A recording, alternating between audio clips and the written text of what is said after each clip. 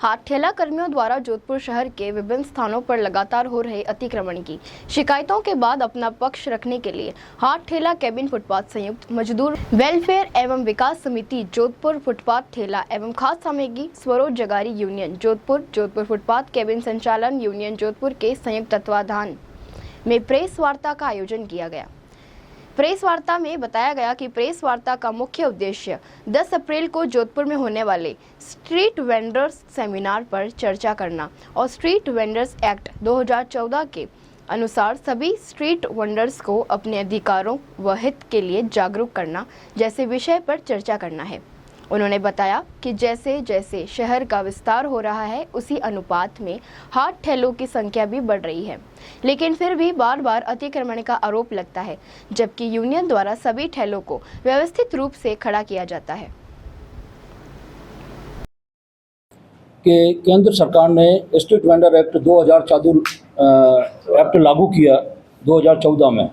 उसके निर्देशानुसार 2016 में राजस्थान ने भी स्ट्रीट वेंडर एक्ट लागू किया।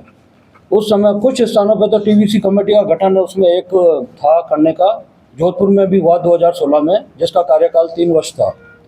3 वर्ष बाद 2019 में उसका कार्यकाल समाप्त हुआ। आज 5 साल हो गए, न तो टीवीसी का गठन करवा पाए, जगह जगह हमें परेशान किया जाता है, हमारा उत्पीड़न किया जाता है। और इसी संदर्भ में हमने ये सेमिनार रखा है 10 अप्रैल 2025 को अपने भाटी मेमोरियल हॉल में।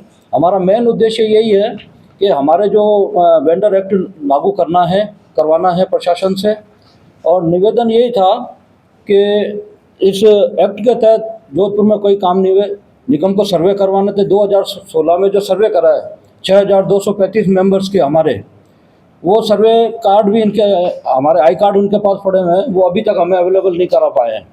इसके बाद में पीएम स्वनिधि के तहत भी जो प्रधानमंत्री के तहत हमें लोन दिए गए थे, उनके भी सर्टिफिकेट वहाँ निगम में पड़े हुए। हमारे कई बार निवेदन करने के बाद भी हमें वो नहीं मिले हैं। दूसरा सबसे बड़ा ये था कि अपने जो है ये कोरोना काल के बाद कितनी बेरोजगारी बढ़ी है, कितने हमारे बेरोजगार हुए हैं साथी।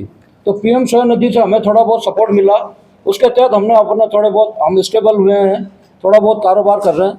अगर हमें इसी तरह हमारा उजाड़ीकरण जारी रहा तो हमारा तो काम करना बहुत मुश्किल हो जाएगा।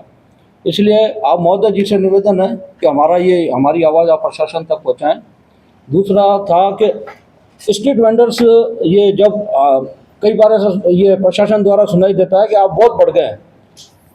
कोरोना काल में ऐसा हुआ साहब, हमारे कईयों के रोजगार से कई लोग, लाखों की तादाद में लोग वंचित हो गए थे अपने रोजगार से, कईयों की नौकरियां चली गई।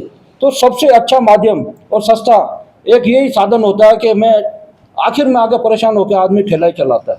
उसके बाद कोई लाखों करोड़ों तो होते नहीं है जो बड़े शोरूम बना ले।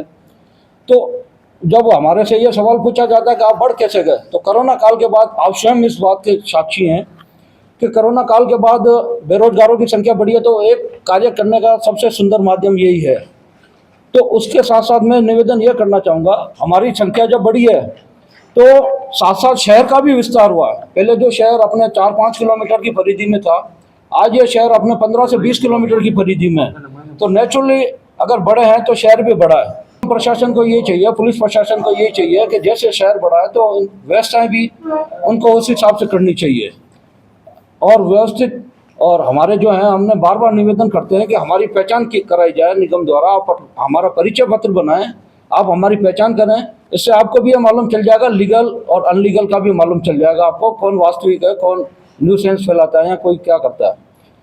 तो ऐसा है कि मैं ये निवेदन करना चाहूँगा कि निगम हमारे फिर से सर्वे करवा के हमारे परिचय पत्र बनाए, हमारे ऐसी व्यवस्था कर दे ताकि हम भी उस दायरे में रह के व्यापार करें। करते तो ही हैं दायरे में रह के व्यापार, फिर भी प्रशासन की तरफ से भी एक ऐसा दायरा बना दिया जाए कि उसकी पालना हम सभी करने के लिए तैयार है, प्रशासन का सहयोग करने के लिए तैयार है।